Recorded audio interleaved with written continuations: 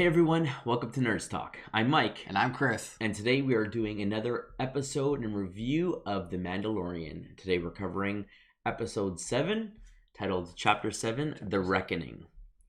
So, an absolutely unbelievable episode to date. Yes. I think the show has just kind of, shown us a lot of different things and have consistently done very well. And I just think this completely just blew my expectations of what I was expecting and definitely speeding up to the end of this season. Yeah, so it's kind of every episode seemed like a standalone, but now it's coming full circle to where each one kind of made sense. He's kind of, meeting these people and all these different planets, and then now, it's come back and collected them and come around. Absolutely. So we're gonna run through the episode for you, and then discuss what we like, what we didn't like, and any theories thereafter. If you haven't watched the show up to this point, I definitely recommend you watch the show completely, because this episode is, like we said, comes full circle from everything that we kind of experienced throughout the season so far, and there's only one episode left after this. So we kind of start with Mandalorian on the ship. After the events of the last episode. He's flying through space, and then he gets a message, the same message that we saw in the last episode, of Carl Weathers' character titled Grief Karga. Or make sure that's right. Yeah, Grief Karga, touching base and basically trying to summon or hail Mandalorian. And so Mando gets the message, and it says, if you're hearing this, you're obviously alive. Well, the news is I'm alive too. But a lot of things have changed. Have been gone. The Imperials, the remnants of the Imperials have kind of strengthened their resolve and kind of brought more forces here and trying to take control of this planet after what you did. Yeah. And they're not stopping with trying to find the child.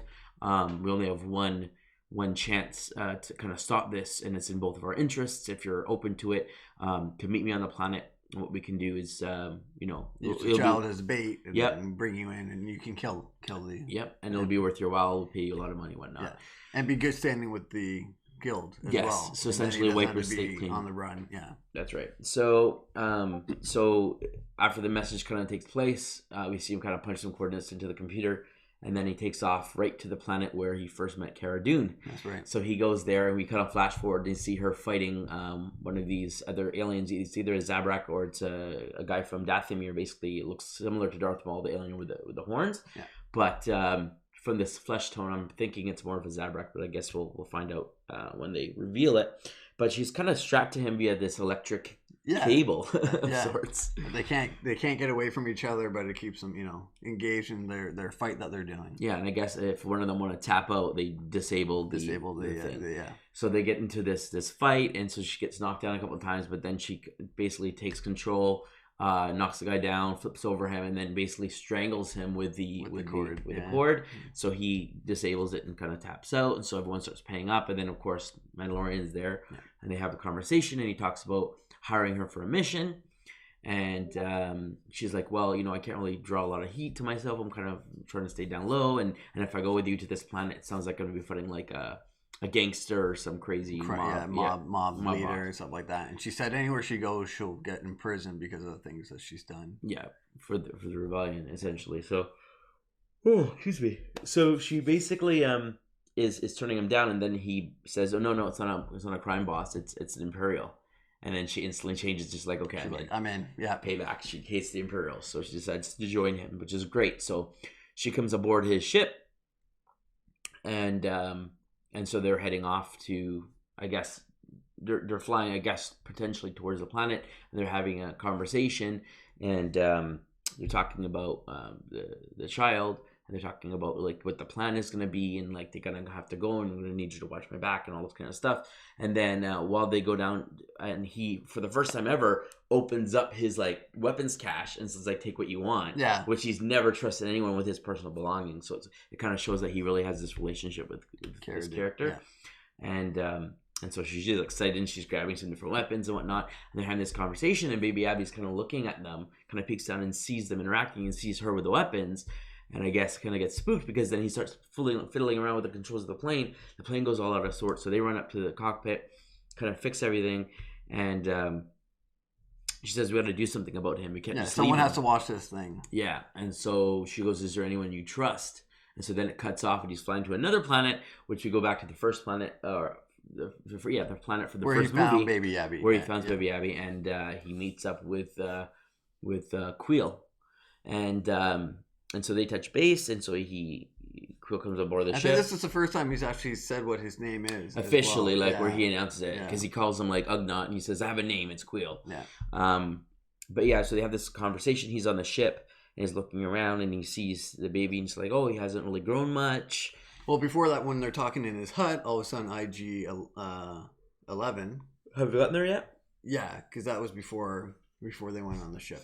Oh, okay. I thought it was the okay. So anyway, so they go down to his hut, and they're having a conversation about kind of joining the crew and whatnot, and basically saying like, we want to pay you a good amount of money, and he's like, no, I'm not in service to anyone anymore. I'm a free man. I don't want to do this stuff. And so they're having this conversation back and forth, and how valuable he's going to be to them, and why they need his help. And then Burst kind of shows up through the cabin as IG-11 appears with the tray of like drinks essentially. Yeah. And so Kara and Mando stand up right away, draw their weapons, and are like, "What is he doing here?" And freaking out on him. And so Queel says, "No, drop your guns. Don't shoot." Kind of goes into the backstory of how he went to the scene after Mando left, found IG-11, dead, and then brought him back, reprogrammed him, and had to pretty much teach him from scratch how to walk, how to control things, and just reprogrammed him with patience because he was damaged so much that like he couldn't, like, it wasn't just a repair the damage, fix the wires, and he's back to normal. It was like a complete reboot and reprogramming of the droid. He was that destroyed. So we see the scenes of him learning how to like find motor skills and like hand-eye coordination and all that kind of stuff. And we just kind of see him kind of get to what seems to be a little bit more of a normal droid. And he says that he's like a helper droid. He helps around the farm essentially, but he says like, does he kill? Is he programmed to kill or whatever? And he says not anymore, but he will protect me. Like, he will stand up and protect me, whatever that means. And so then, they have this like stare off where IG-11 is essentially looking at Mando. Mando's looking at him, and he's not really sure about him. And then all of a sudden, IG perks up and says, "Would you like some tea?" or something like that, just randomly. And it irks me just a little bit. Like, there's something going on. Like, maybe he's faking it. Maybe he's hiding something. The programming is still there. And Mando seems to sense something, because throughout the episode, he keeps making mention about not wanting him around. And so Queel says, "I'll go with you, but IG-11 has to come with us." Like, that's the bargain. Like, he's coming with us. I programmed him. He needs to be with me. And so he doesn't want him anywhere near the child. And so Queel basically says like, a droid is never good or evil. It's basically whatever it's programmed. Like, correct. It's from the maker essentially. And so he says like, "Do you trust me?"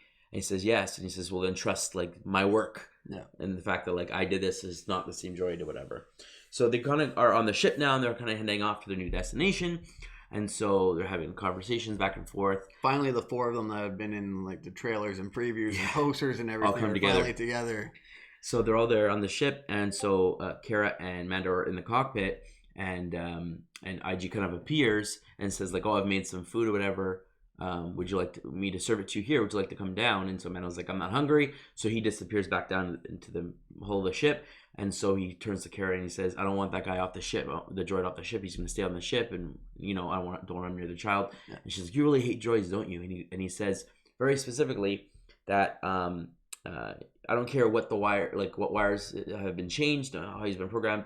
It's his nature to kill. He was programmed to kill the child, and it's in his nature to do so. So he feels like there's still some remnants of this bounty hunter droid inside, and he's really, really worried that it's going to come out at the worst possible time. And it does seem like there is something not quite right. Like, he's kind of thinking something, but then his new program is powering through and maybe changing it. But that's right. And it may be catching something.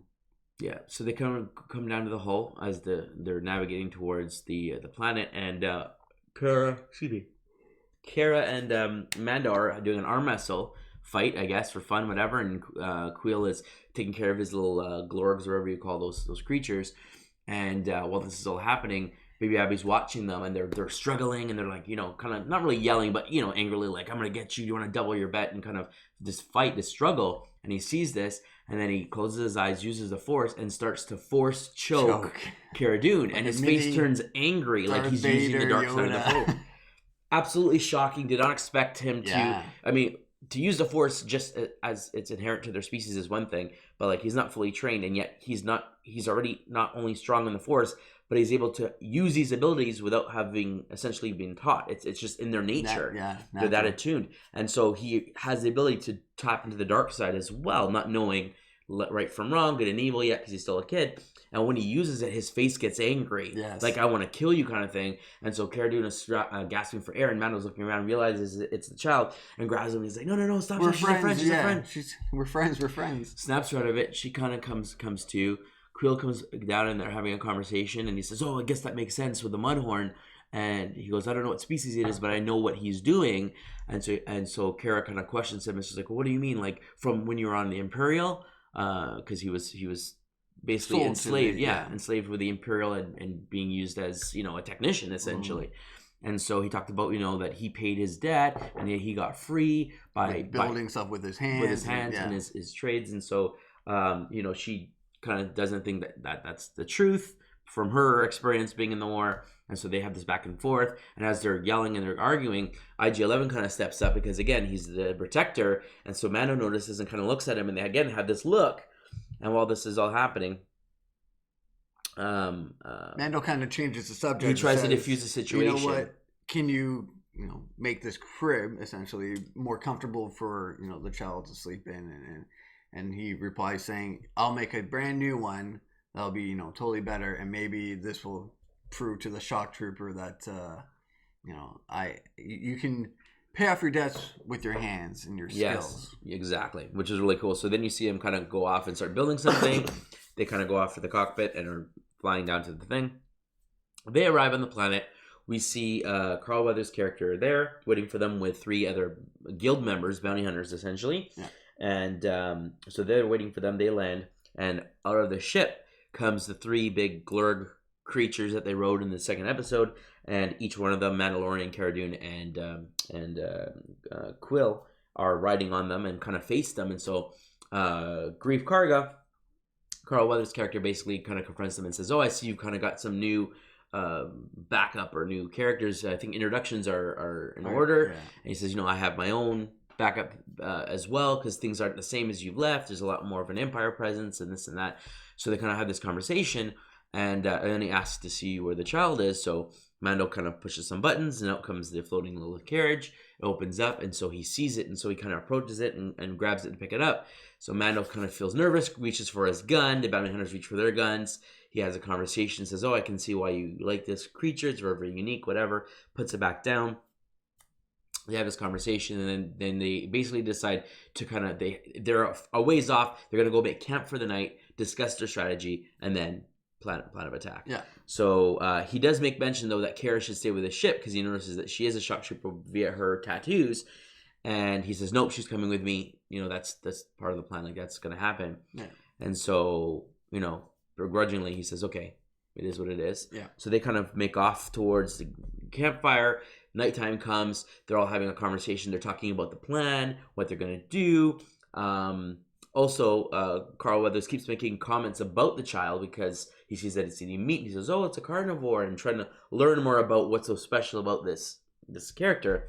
And while they're having the conversation about the plan, they get attacked by these dragon-like beasts. Yes. I don't know what the name of it is. They're bigger than Minox, and I don't know exactly what the specific creature is, but let's just call them dragons for now. They kind of swoop down, they attack, try to steal the meat that's on the fire, and inadvertently scratch Carl Weathers' Greef's arm.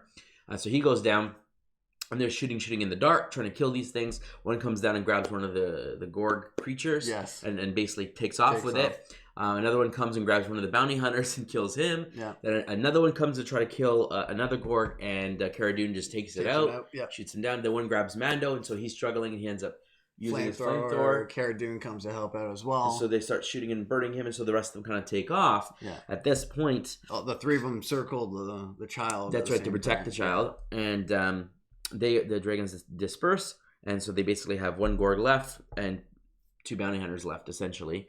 And Greef Karga's on the floor, and so they're like, "Oh, he's injured bad." So Cara runs and grabs some medical kits and tries to heal him up, and she asks for more medical kits, and nobody seems to have any. Yeah. While this is happening, Baby Yoda gets out of his crib, notices the wound, walks over and puts his hand on him.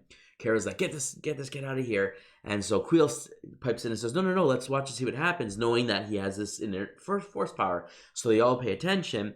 He uses the force. Not only does he close the wound and heal the skin, but actually removes the poison. And it's like there was nothing that ever happened. So like we've seen healing with Jedis, we've seen stuff like that, but like not to this extent. So like he's got such an array of powers, being this child that can't even speak. So young. It's amazing. Just imagine what it could be. Yeah, when trained. So so he's there. So they're all amazed, and so I guess Carl Weathers realizes that there's something special about this kid.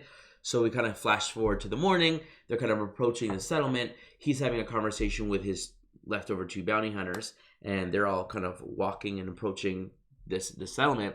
As they get closer, Carl Weathers and Mando and Cara Dune are having a quick conversation. And we see the 2 bounty hunters approach behind with their guns drawn. Carl Weathers turns, kills them right away. Mando and Cara Dune pull their guns on them, are about to attack. And he says, here, let me explain the situation. I was hired to basically come take you in, like kill you and take the child in. But after seeing what the child did last night, I agree, like, I don't want to do that. I have to change of heart. So, I want to work with you for real. And, here's the plan, here's the situation. So Queel decides to agree with him and tells Mando and Cara to like no kill him, like let's see what we can do. And Carl and Grief's message to them was the child, they've been sending stuff after you, you've been surviving, but how long can that last? If our only chance is to kill him while we're here on the planet, this is our shot. If we kill him, then it stops, the Imperials disband at this point, and then you are free to go. And I have my planet back, essentially. So Mandalorian doesn't agree with Grief's plan to take the child and present it to them. And so he says, you take me instead and say you captured me, and that will work. And so he says that he's going to leave Yabi with Queel, and says, Queel, you take Yabi right back to the ship as fast as you can, and you protect it. And then Cara will essentially say, she captured me, and you'll be bringing us into the bounty, and then I'll kill him there at the table. Yeah. So they all agree. They head down. They bring the closed baby carriage, which is empty now, with them, and they head down to this Imperial encampment, which is now filled with the stormtroopers. We've got like 6 or 7 walking around. We have 2 scout troopers with their speeder bikes. Yeah. And so they show up. They ask for essentially some barcode, some identification. Grief provides it. He makes an off comment about 20 credits for the helmet. And so Grief's like, no, that's going on my wall. I ain't selling that. Yeah. So they kind of sneak in. They get presented to the client. This is what he's known as. They have a conversation. They sit down at a table. And just as he had planned, he said he had 4 bodyguards within the establishment. While they're having the conversation, more stormtroopers come in. I think there's 6 or 7 at this point. And so they're kind of nervous. And while the conversation is happening, he asks to see the child. They said, no, he's sleeping. He says, oh, don't worry, I'm not going to make noise. We'll all be quiet. Yeah, we'll all be quiet. Open the prem is what he calls it. And right before that happens, he gets a phone call from, I guess, a more superior officer. So he says, I'm sorry, I have to take this.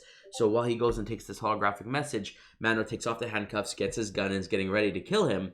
The phone call hologram comes up. We see a new character, Moff Gideon, who is basically, he's the replacement for Tarkin at this point. A very, very high-ranking officer. I guess at this point, the new leader of the remnants of the Empire. Yeah. So he has a message and he says, so do you have the child? And so the client's like, yes, we have the child. He's here. He's sleeping. And so he says, you better check.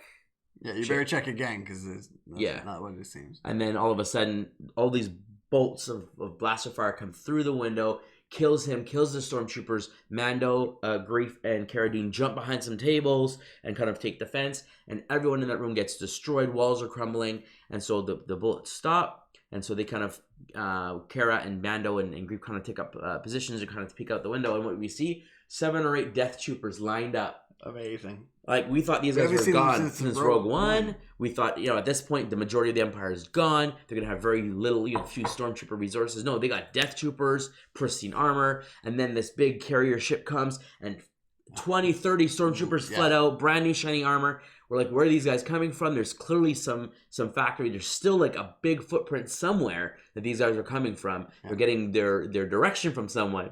And so they're all looking outside. They're not sure what to do. Mando calls on the comm link to Quill. Hey, Quill, we're pinned down. It's a trap. Get the child on the ship and get the heck out of here.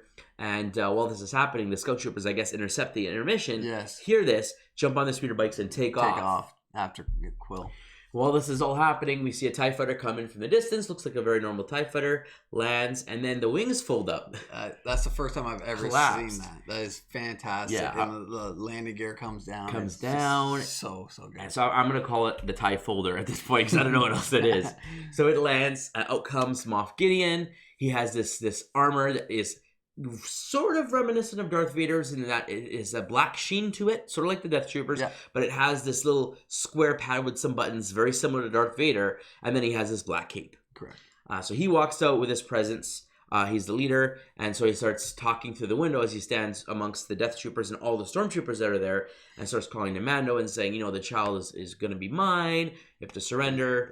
It's the most important thing to me. Like, you'll never know how important it is. Yeah, you have no idea what this is capable of and all this kind of stuff. And so he keeps trying to reach Quill. Quill, did you get my message? Are you there? And so we kind of see Quill running as fast as he can on his beast with Baby Abby in his arms. And you see the door open to the Mandalorian ship, and he's almost there. And we see the speeder bikes coming.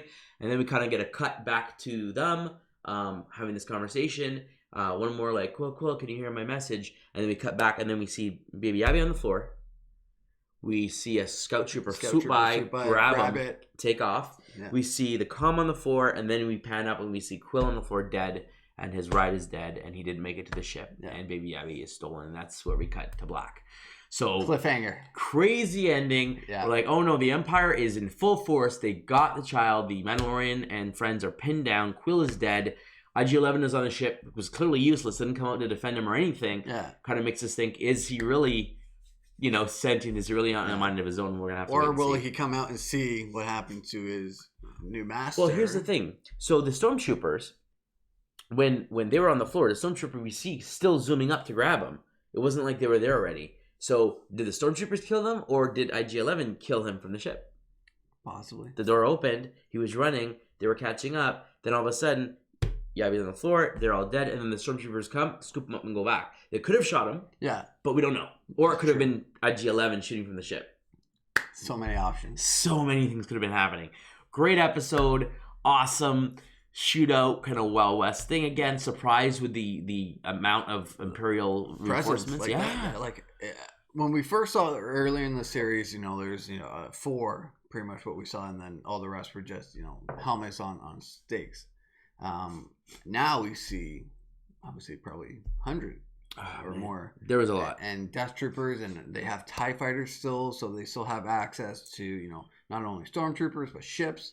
And they seem to have a lot more, and Death Troopers are still around. So they have, like, the top-notch infantry available to them, which is fantastic. Like, where have they been? What have they been doing? Where are they stationed?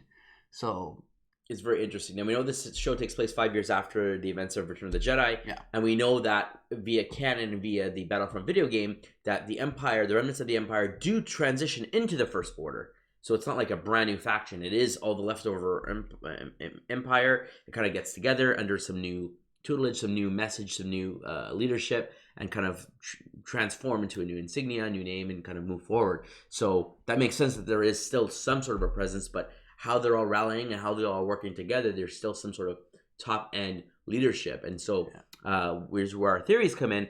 I think that it's very possible that Emperor Palpatine is still around, still giving commands, giving messages to kind of get usher people forward and kind of what to do, and eventually going to transition him to the First Order, as we know from trailers and stuff that he's in Rise of Skywalker, Episode 9. Correct. So chances are he is pulling the strings in some fashion, and we'll probably get more definitive answer in Return of Skywalker as to how he's been alive and what he's been doing, and then the finale, which comes out after the movie, will probably help conclude what's going on. Oh, I can't wait. So excited. Could Baby Abby show up in Rise of Skywalker? Could he have been transformed and he's a Sith? Could there, there's so many things that could potentially happen. Now, this is only season 1 and the show isn't over yet. So, I mean, I'm sure that they'll find him and they'll take care of him. I'm sure things will kind of go forward, but just the possibilities and how this can potentially connect to Rise of Skywalker is great. Yeah, I'm excited. You know, IG-11, you talked about him coming back in some fashion. He's back. Yeah. Same voice with Taika Waititi and whatnot. And we know that he's not dead. Yes. So yeah, will he be good? Will he come and help? My theory is that he didn't shoot the scout trooper shot Quill, and that he'll come out, see his new master, dead, realize who did it, come out and try to end up helping the Mandalorian. Absolutely. Which would be interesting for a droid to help Mandalorian. Yeah, would he though after what happened, or did he lose his memory about what happened? We'll have to wait and see. So it could go either way. Now here's the interesting thing. With all that being said, the last episode ended with a surprise cliffhanger where we saw some boots. The assumption was that there's more than likely going to be Grief Karga, Carl Weathers' character, because he's following Mandalorian, but we found out that he's been on the planet the whole time. Yes. So that is definitive, not him at the end of that on Tatooine. So is it Boba Fett? Could it potentially be Boba Fett? Or it could be Moff, the new Moff. Gideon? He just happens to be on Tatooine. He's kind of tracking Mando. It could be, but I mean, he was wearing a lot of black, and it didn't look black. Yeah.